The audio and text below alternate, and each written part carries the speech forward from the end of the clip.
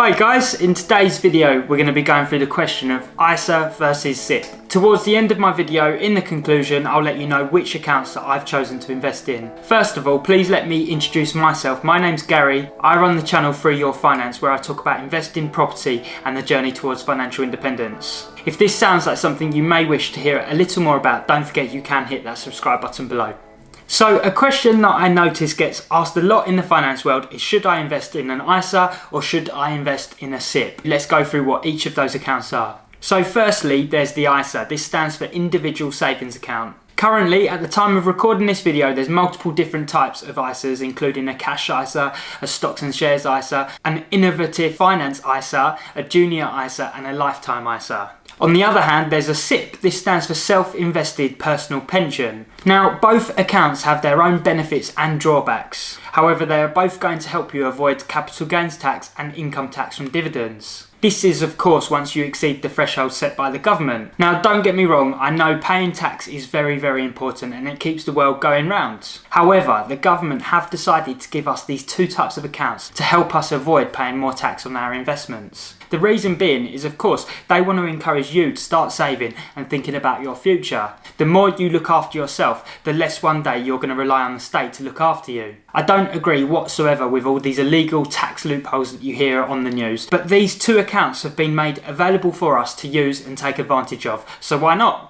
So today's video is going to be split into 4 separate sections. The first one is going to be all about contributions. But before I get started, I must just say I'm not a financial advisor, nor is this financial advice. This is just information that I've found in the time that I've been investing, but obviously please do your own research and speak to a financial planner if you decide that you need to. So section 1 is going to be contributions, and the first account we're going to speak about is an ISA. So the contribution limit for the tax year 20 to 21 is currently £20,000 for your cash ISA, your stocks and shares ISA and your innovative finance ISA. The contribution limit for your lifetime ISA is £4,000 and the contribution limit for your junior ISA is £9,000. These contribution limits correspond to the amount of money that you can pay in the current tax year. The final thing to say about ISA contributions is the money that you pay into the account is after tax money, so you have already paid tax on this amount. So next up, SIPP contributions. This is probably one of the biggest benefits to a SIPP. You will get tax relief on your contributions. If you're currently taxed at 20% and you pay in £800 into your SIPP, the government will top it up by a further 20% by paying in another £200. This makes the total amount that you're paying into your SIPP as £1,000, £800 of which you paid. It's even more beneficial if you're a high rate taxpayer, so you're paying 40%. If you pay in £800, you'll also get that same £200 top up, but you can also claim a further £200 rebate from the government.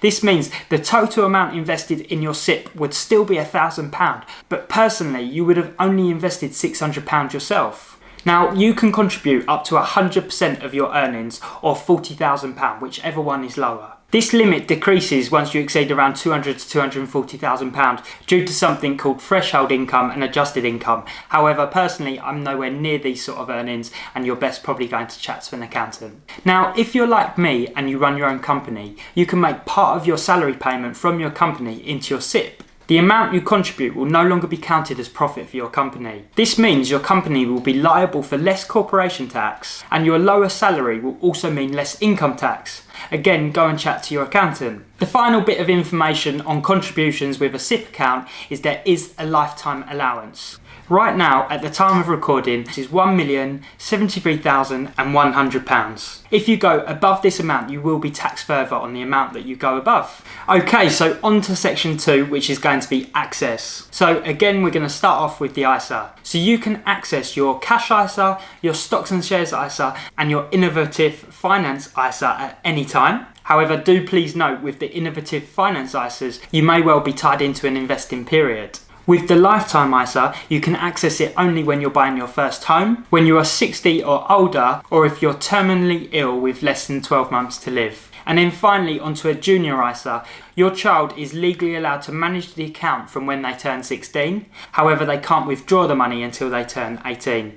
And then something that may be a disadvantage for the SIPP is that you can't actually access your money until the age of 55 years old. On to section 3, tax on withdrawals. So ISA first, you will pay no tax when you withdraw the money, as if you remember, the money that we paid into our ISA is after tax money, so you have already paid tax on that amount. Moving on to the SIPP, you will likely pay tax when you withdraw from your SIPP. The first 25% can be taken tax-free, and then a good financial planner can help minimise your tax exposure after this. From my understanding, there are some loopholes that if you withdraw less than your personal allowance each year, then technically it can be tax-free, but definitely go and speak to a good financial planner all about this, and I'm sure they'll be happy to help. And then section 4, not such a happy one unfortunately, but something that is guaranteed for all of us is death. So talking about your ISA first, when your beneficiaries take over your account, they won't pay any capital gains or income tax. There is certain rules about how long they can take over the account with probate and things like that. I believe it's up to 3 years and 1 day they've got to apply for the account before it's automatically closed. Also, the amount that you hold in your ISA does make up some of your estate for inheritance tax purposes. And then moving on to a SIPP. To my understanding of it, SIPPs can be passed on inheritance tax-free as they are outside of your estate. Further to this, if you die before age 75, your beneficiaries can withdraw tax-free. If you die after 75,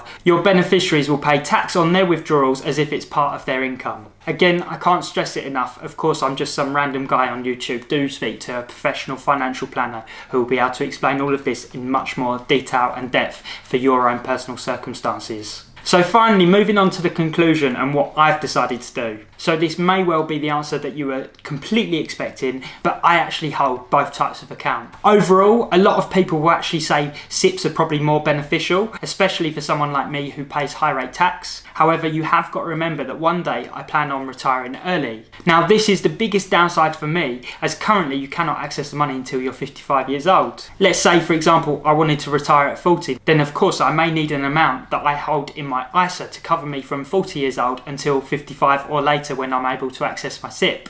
So that's why I introduced the ISA, and then the SIPP I introduced because of the great benefits from making payments from my company, which I spoke about earlier in today's video. It helps lower my corporation tax bill, and ultimately it helps saving for later in life. Let me know in the comments box below which one of the two accounts you hold, or do you hold both? I'll be really interested in hearing your thoughts, and hopefully I'll speak to you very soon. Take care, guys.